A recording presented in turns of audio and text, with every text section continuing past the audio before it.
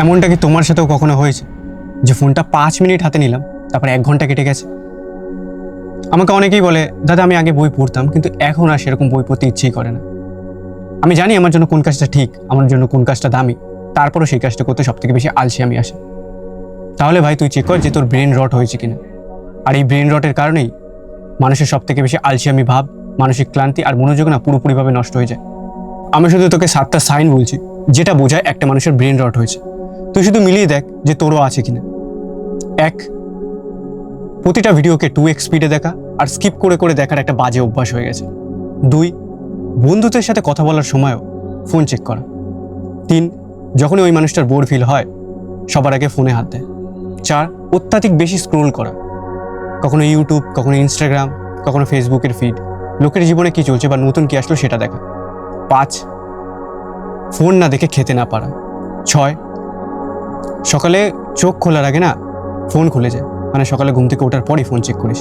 7, last time তুই নিজের সাথে শান্তিতে কখন বসেছিলি এমনটা তোর মনেই নেই। এর ভিতর দিয়ে যদি 5টাও তোর মিলে যায় না, তাহলে বুঝবি তোর ব্রেন রট হয়েছে। আর বেশিরভাগ মানুষ জানেই না যে তার ব্রেন রট হয়েছে, এটাই হচ্ছে সবথেকে ভয়ঙ্কর বিষয়। তারা অবগতই না এর ব্যাপারে, আর এর কারণেই তাদের ব্রেন আস্তে আস্তে নষ্ট হয়ে যাচ্ছে। তো এখন দরকার তোর ব্রেনকে একটা রিস্টার্ট দেওয়া, যাতে তোর ভোতা হয়ে যাওয়া ব্রেনটা তার স্বাভাবিক পর্যায়ে আবার ফিরে আসে। দেখ, এই কন্টেন্টে কীভাবে তুই তোর ব্রেনকে রিস্টার্ট করতে পারবি সেটা তো আমি তুলে ধরবই, কিন্তু তার আগে তুই এটা বোঝ, এই যে মদ আছে, সিগারেট আছে, এটা কিন্তু এক ধরনের নেশা। পর্ন দেখা, এটাও এক ধরনের নেশা। অনলাইন গেম খেলা আর সেই গেমে নিজের টাকা উড়িয়ে দেওয়া, এটাও নেশা। আর জুয়ার অ্যাপ তো পুরোপুরিভাবে নেশা। আর নেশাতে কিন্তু মানুষ হারিয়ে যায়। তো এই সব যদি নেশা হয়, তাহলে এটাকে তুই কি বলবি?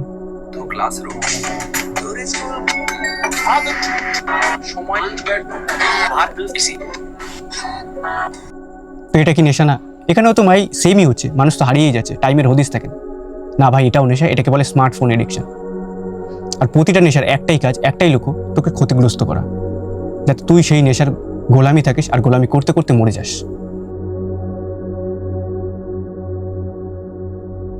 কিন্তু এবার আমি যদি তোকে সত্যিটা বলি, তা আমি না এখানে তোকে কোনো দোষ দিতে আসিনি, আর তোকে দোষ দিতে চাইও না। কারণ আমি এটা ভালোভাবে জানি যে কোটি কোটি টাকা দেওয়া হয় বিভিন্ন ইঞ্জিনিয়ারদের, সায়েন্টিস্টদের, সাইকোলজিস্টদের, যাতে তোকে এই নেশায় বেঁধে রাখা যায়।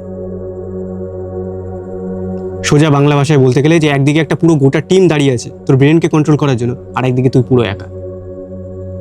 তুই কি কখনো ভেবে দেখেছিস এই যে অনলাইন গেম খেলা হয়, নতুন নতুন ইভেন্ট কেন আনা হয়? যাতে তুই সেটা খেলতেই থাকিস, ছাড়তে না পারিস। ঠিক সেভাবে এই যে সোশ্যাল মিডিয়া অ্যালগরিদম, একটা তুই নাচের ভিডিও দেখলি অশ্লীল, তার নিচে আরও 10টা এরকম কন্টেন্ট চলে আসলো।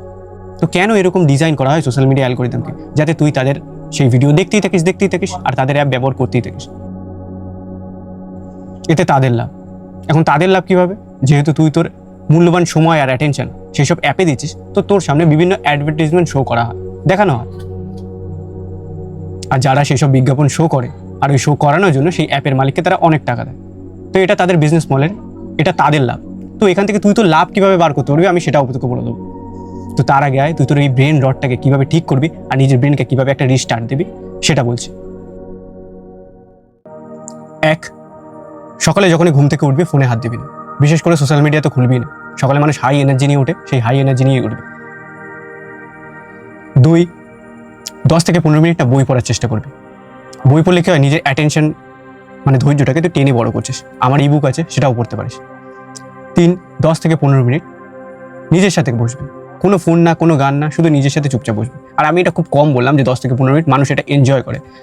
কখনো কখনো 30 মিনিটেও বসে, অনেক সময় 1 ঘন্টাও পেরিয়ে যায়। মানে চুপচাপ গিয়ে ছাদে বসলো আর আকাশের দিকে তাকিয়ে আছে, বা কেউ আবার প্রকৃতির মাঝে চুপচাপ বসে চারপাশটা অবজার্ভ করছে, গাড়ি ঘোড়া যাচ্ছে সেগুলো দেখছে। কেন বলতো এই এনজয়মেন্টটা আসে? কারণ আমার হাতটা যদি কেটে যায় আর এই কাটা অবস্থায় যদি আমি কাজ করতেই থাকি, তাহলে কিন্তু এটা সেরে উঠবে না। কিন্তু আমি যদি আমার বডিকে রেস্ট দিই, তাহলে কিন্তু আমার বডি ওকে আপনি হিল করা শুরু করবে। ঠিক সেভাবেই একটা মানুষ যখন নিজের সাথে সময় কাটায়, প্লাস একটা ভালো ঘুম নেয়, 7 থেকে 8 ঘন্টার একটা প্রপার ডিপ স্লিপ, তো তখন সেই মানুষ মানসিক দিক দিয়ে যতই নিচের দিকে যাক, বা হয়তো সে শারীরিক দিক দিয়ে যতই এনার্জি লো ফিল করুক, তো সে নিজেকে আবার হিল করে নেয়। 4, 30 মিনিট না কোনো ফিজিক্যাল অ্যাক্টিভিটি করবে, সাইকেল চালানো, হাঁটাচলা করা বা ব্যায়াম। 5, ফোনকে অ্যাজ আ রিওয়ার্ড হিসেবে দেয়, পুরস্কার হিসেবে নিজেকে দেয়, যে এই কাজটা আমি গুছিয়ে ফেললাম, এই কাজটা আমি কমপ্লিট করলাম, তো এখন আমি নিজেকে অ্যালাউ করছি যে ভাই তুই ফোনটা চালা। তো এটা কি তুই নিজেই নিজের জীবনকে একটা সিস্টেম্যাটিক বানাচ্ছিস, একটা সিস্টেম বানাচ্ছিস। আর 6, একটা বোনাস টিপ, যখনই কোনো ট্রাভেল করবি না, টোটোতে, বাসে বা ট্রেনে, চারপাশটা অবজার্ভ করবি, দেখবি তুই বলবি দাদা এখন কি দেখবো, রাস্তা তো একই। আমি মানছি ভাই রাস্তা এক, কিন্তু প্রতিদিন ওই রাস্তায় একই মানুষ থাকে না, বা প্রতিদিন ওই একই রাস্তায় একই পরিবেশ থাকে না। তো তুই যখন অবজার্ভ করবি না, এটা দেখতে পারবি যে মানুষ কী হারে ফোনে মুখ ডুবিয়ে বসে আছে একটা জম্বির মতো, যেটা তুইও ছিলি, কিন্তু এখন আর তুই নেই, এখন তুই মুক্ত। এবার যদি কারো এটা মনে হয় যে আমি দাদা খুব বেশি ফোনে এডিকশনে পড়ে গেছি, তাহলে তুই 2 দিনের উপোস নে। যেভাবে মানুষ খাবার দিয়ে উপোস নে, ঠিক সেভাবে 2-3 দিন তুই ফোন হাতই দিস না, ছোঁয়ার দরকারই নেই। আর এই স্টেপটা মানুষ তখন নেয় যখন মানুষ এটা ডিপলি রিয়েলাইজ করে যে ভাই আমি আর ফোনকে চালাচ্ছি না, ফোন আমায় চালাচ্ছে, আমার ইচ্ছা নেই চালানোর, কিন্তু তবুও ভাই ফোনটা আমার হাতে আসছে আর আমি চালিয়ে যাচ্ছি। তো তখনই মানুষ এই স্টেপটা নেয়। আর তুই যখন 2-3 দিন একদম ফোন ইউজই করবি না, তখন তুই তোর সেলফ কন্ট্রোলের জোরে নিজের লাইফের কন্ট্রোল আবার নিজের হাতে নিয়ে আসলি। দেখ, এডিকশন যতই বড় হোক, সেলফ কন্ট্রোলের উপরে কিছু নেই। তো এবার আয়, এই ফোন থেকে তুই কি তোর লাভ কিভাবে বার করতে পারবি আমি সেটাও বলে দিচ্ছি। ধর একটা মানুষ, সে নাচ প্র্যাকটিস করে, নাচ শেখে, আর বাড়ি এসে ইন্টারনেটে বিভিন্ন নতুন নতুন স্টেপ দেখে আর সেটা প্র্যাকটিস করে। তো এটা কি তার লাভ? ঠিক সেভাবে একটা ছেলে বা মেয়ে, সে স্কুলে যায়, কলেজে যায়, আর সেখানে কিন্তু আর্থিক জ্ঞান মানে মানি রিলেটেড কোনো নলেজ দেওয়া হয় না, আর বাড়ি এসে সে বিভিন্ন রিলের মাধ্যমে বা বড় বড় কন্টেন্টের মাধ্যমে ফাইন্যান্সের নলেজ নেয়। তো এটা কি তার লাভ? ঠিক সেভাবে একটা ছেলে বা মেয়ে কঠোর পরিশ্রম করে, আর তার ফাঁকা টাইমে কখনো মোটিভেশন, সেলফ ইমপ্রুভমেন্ট, বা হয়তো তার সামনে কেউ সুন্দরভাবে কিছু একটা এক্সপ্লেন করে গুছিয়ে বললো, আর সেটা দেখার পর, সেরকম কন্টেন্ট কনজিউম করার পর সে আরও ভেতর থেকে ইন্সপায়ার হলো আর নিজের কাজটাকে আরও সুন্দরভাবে গুছিয়ে করলো, আর এরকম কন্টেন্ট তাকে সামনের দিকে আরও ঠেলছে। তো এটা কি তার লাভ? দেখ, প্রতিটা জিনিসের ভালোও হয়, খারাপও হয়, এখন ব্যবহারের উপর নির্ভর করে। যেমন এই ফোন চালিয়ে কেউ একবারে বরবাদ হয়ে যাচ্ছে, আবার এই ফোন চালিয়ে কেউ আবার এখান থেকে টাকাও ইনকাম করছে, এটা কিন্তু তুইও জানিস। বাকি আজকের এই কন্টেন্টটা আমি তোকে বুঝিয়ে বললাম এই কারণেই যে মানুষ না এই জিনিসটা জানি না কেন রিয়েলাইজ এখনো করতে পারছে না, যে তোর বডি যদি হাঁপিয়ে যায় আর তারপর যদি তোকে বলা হয় তুই ওই সামনে প্রতিযোগিতায় যা আর ওখানে গিয়ে গোল্ড মেডেল আন, তুই কি পারবি? না ভাই, গোল্ড মেডেল তো অনেক দূরে থাক, তুই তো পার্টিসিপেটই করতে পারবি না, তুই তো দৌড়াতেই পারবি না, কারণ তোর বডি আগে দিয়েই হাঁপিয়ে গেছে, তুই তো তোর 100% সেখানে দিতে পারবি না। ঠিক সেভাবে যখন একটা মানুষ সারাদিন স্ক্রিন দেখে আর সে স্ক্রিন দেখার পর মানে মানসিকভাবে হাঁপিয়ে গেছে, আর সেই হাঁপানো ব্রেন নিয়ে তুই কোনো একটা প্রোডাক্টিভ কাজ করতে পারবি না, নিজের 100%ই দিতে পারবি না, সেখান থেকে একটা ভালো রেজাল্ট পাওয়া তো অনেক দূরে থাক। তো এই কারণেই বলা হয় যখন এক্সাম চলছে বা তুমি একটা ভালো কাজে যাচ্ছ, তখন ওই স্ক্রিন ফিন দেখো না। আমি এক বড়দাদা হিসেবে আশা রাখছি তো যদি এই ব্রেন রড থাকে, তো নিজের এই ব্রেন রডটাকে তুই ঠিক করে নিজের ব্রেনকে একটা রিস্টার্ট দিয়ে নিজেকে একটা নতুন জীবনের দিকে ঠেলবে। বাকি আসছি, খুব ভালো থাক, টাটা।